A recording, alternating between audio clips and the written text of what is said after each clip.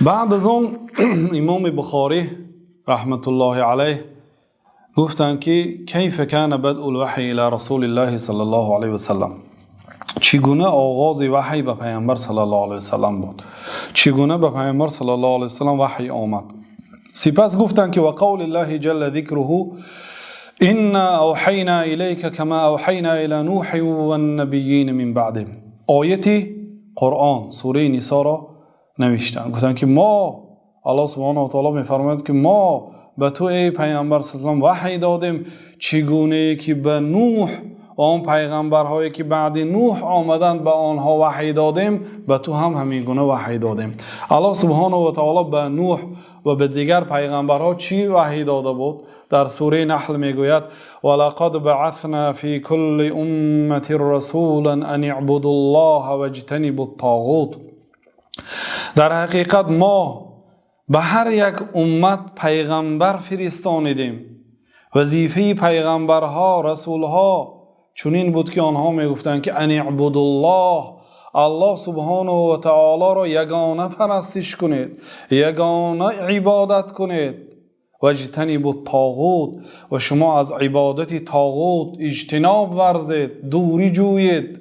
طاغوت هر شخصی که از حد خود گذشته است، از حد خود گذشته است، از متبوع و مطاع دعوای پروردگاری کرده است یا راضی شده است که او را همچون پروردگار عبادت و پرستش کنند، یا اینکه سخنهای او مانند سخنهای الله در منبرها گفته شود.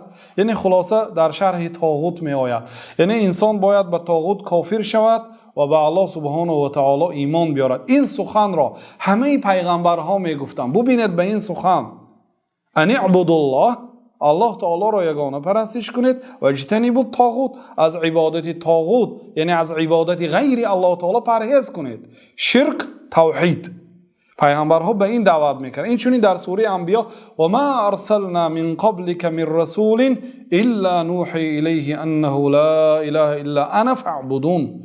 ما با اون پیغمبرهایی که پیش از تو فرستانیدیم یگان پیغمبری را نفرستانیدیم پیش از تو مگر برای آنها وحی میدادیم که به مردم بگویند که لا اله الا انا، غیر من دیگر معبودی بر حق نیست. الله تعالی میگه همینه به مردم رسانند.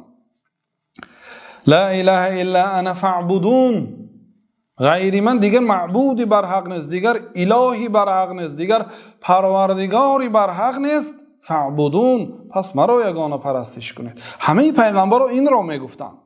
و پیغمبر ما نیز 13 ساله که در مکه بودن مردم را به توحید دعوت کردند. و آن 10 ساله که در مدینه بودند اگرچه یک مسئله فقهی، یک مسئله آداب باشد، هم مشتمل توحید بود. حالا انشاءالله در این باره یک صحبت میکنیم که تمام سخنهای پیامبر صلی الله علیه و سلم این توحید بود و تمام سخنهای قرآن هم عبارت از توحید است. بنابراین هیچ جایی اشکال ندارد که امام بخاری برای چی با کتاب توحید شروع نکرد.